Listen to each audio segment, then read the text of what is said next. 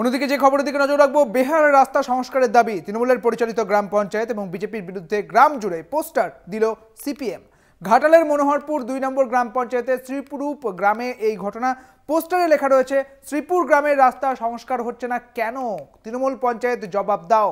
ঘাটালের বিজেপি বিধায়কের এলাকা উন্নয়ন প্রকল্পের টাকা শ্রীপুর গ্রামের রাস্তা সংস্কারের বরাদ্দ হচ্ছে না কেন, এমনটাই এই পোস্টারে লেখা রয়েছে। আপনারা দেখতে পাচ্ছেন সেই পোস্টার পড়েছে, বিজেপি জবাব দাও এমনটা বলা হয়েছে। রাস্তা সংস্কার নিয়ে এবার একে অপরকে দোষ দিচ্ছে তৃণমূল বিজেপি। আরো বিস্তারিত জানবো, আমাদের সঙ্গে রয়েছেন আমাদের প্রতিনিধি মধুসূদন ভট্টাচার্য। মধুসূদন, ঠিক কি ঘটনা ঘটেছে, কারাই পোস্টার দিয়েছে এবং এই পোস্টারের বক্তব্য কি?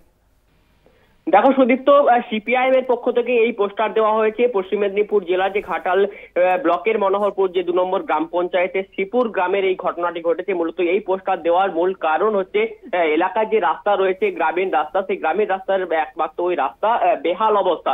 দীর্ঘ 2 বছর পাশাপাশি এলাকার মানুষজন তারা যেটা অভিযোগ করছে যে আরো বেশ কিছুটা পিছিয়ে গেলে হয়তো যে এরকম অবস্থা লক্ষ্য করা যাবে, তবে বছর 2 ধরে এরকম গ্রামের অবস্থা বেহাল থাকার কারণে কিন্তু এক চরম সমস্যার মধ্যে পড়তে হচ্ছে স্কুল ছাত্রছাত্রী থেকে শুরু করে এলাকার মানুষজনদের। আর এই নিয়ে কিন্তু সিপিআইএম কিন্তু পথে নেমেছে, তারা কিন্তু পোস্টারিং করেছে গোটা এলাকা জুড়ে।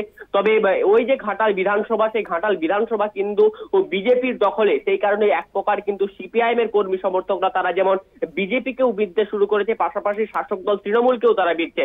অপরদিকে ওই গ্রাম পঞ্চায়েতের উপপ্রধান তিনি জানিয়েছেন যে পুরো বিষয়টি ওয়ার্ক অর্ডার আসলেই সমস্ত বিষয়টি টেন্ডার ডেকে কাজ শুরু হবে। অপরদিকে কিন্তু ঘাটালের যে পঞ্চায়েত একজন কর্মী তিনি রয়েছেন, তিনি যেটা অভিযোগ করছেন যে পঞ্চায়েতের কাজ আসলেও তারা বিজেপি বিরোধী দল হলেও তারা কিন্তু সেভাবে তারা টেন্ডার পাচ্ছে না, কিন্তু এমনটা অভিযোগ করছেন বিজেপির পক্ষ থেকে। বেশ, অনেক ধন্যবাদ মধুসূদন তোমাকে। আর এই আবহে প্রশাসন কি ব্যবস্থা নেয় সেদিকে তাকিয়ে রয়েছে গ্রামবাসীরা।